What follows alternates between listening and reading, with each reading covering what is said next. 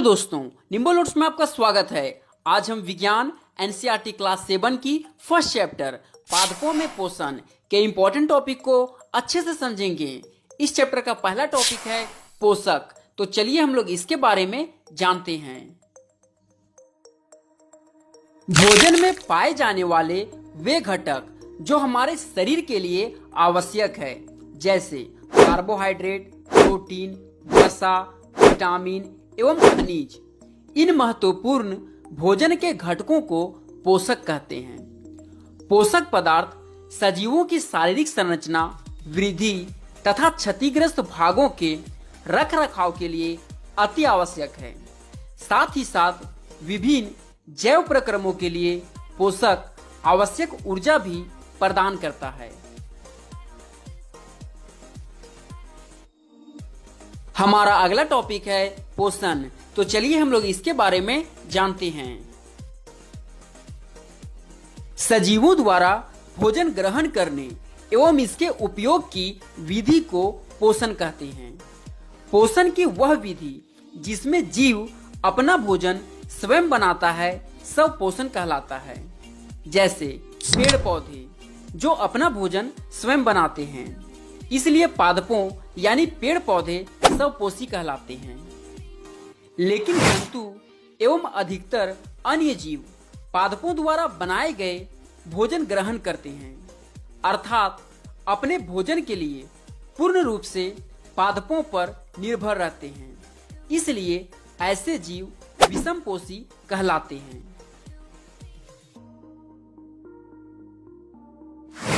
हमारा अगला टॉपिक है कोशिकाएं। तो चलिए हम लोग इसके बारे में जानते हैं।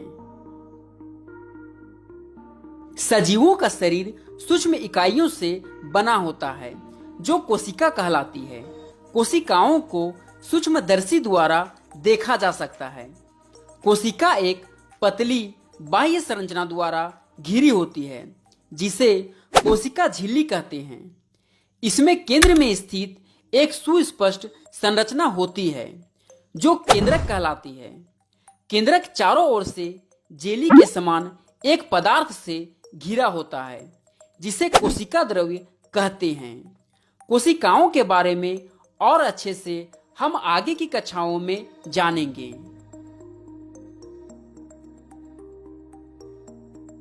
हमारा अगला टॉपिक है प्रकाश संश्लेषण। तो चलिए हम लोग इसके बारे में जानते हैं।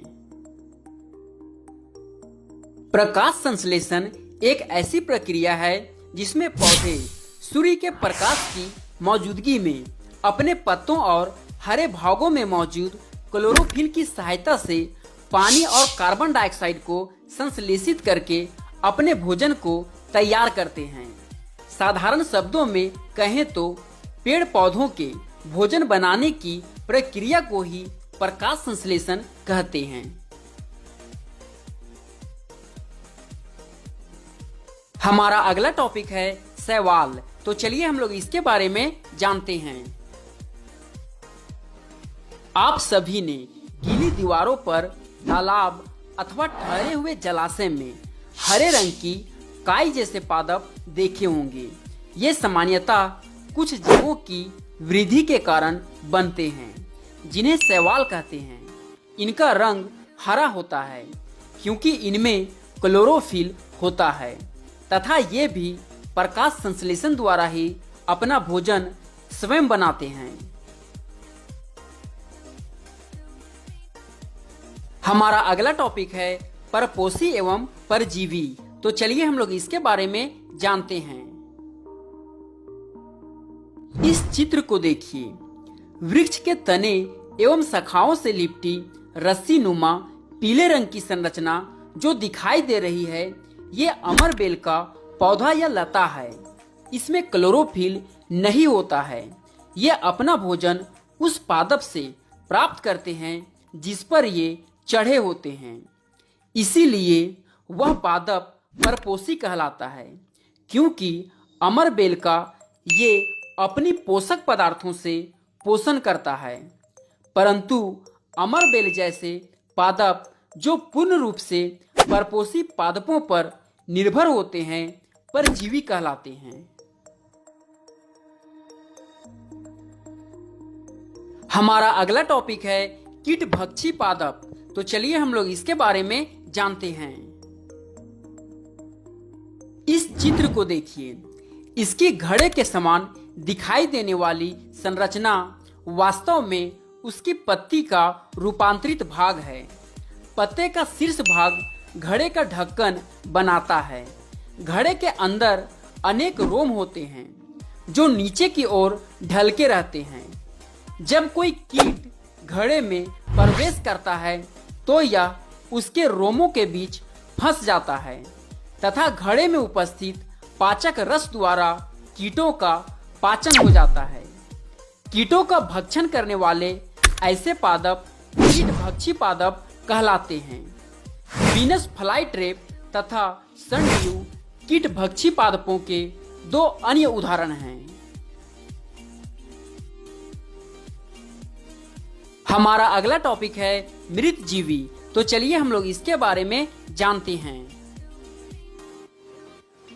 एक ब्रेड का टुकड़ा लेकर इसे जल में भिगोकर किसी नम एवं उष्ण स्थान पर 2 से 3 दिन के लिए रख दीजिए अथवा उस समय तक रखा रहने दीजिए जब तक कि उस पर रोएं जैसी संरचना ना दिखाई देने लगे। ये संरचनाएं सफेद, हरे, भूरे अथवा किसी अन्य रंग के धब्बों के रूप में हो सकती है। किसी आवर्धक लेंस अथवा सूक्ष्मदर्शी की सहायता से इनका अवलोकन कीजिए। आप देखेंगे कि आपको रुई के धागों के समान संरचनाएं दिखाई पड़ेगी। यह जीव कवक या फंजाई कहलाते हैं। इनकी पोषण प्रणाली अथवा पोषण विधि भिन्न प्रकार की होती है। ये मृत एवं सड़ने वाली वस्तुओं की सतह पर कुछ पाचक रसों का स्राव करते हैं जिससे वे विलयन रूप में परिवर्तित हो जाते हैं। तत्पश्चात वे इस विलयन का भोजन के रूप में अवशोषण करते हैं। इस प्रकार की पोषण प्रणाली को, जिसमें जीव किसी मृत एवं सड़ी हुई जैविक पदार्थों से पोषक तत्व प्राप्त करते हैं, मृत जीवी पोषण कहलाती है। मृत जीवी पोषण प्रणाली का उपयोग करने वाले पौधे मृत जीवी कहलाते हैं।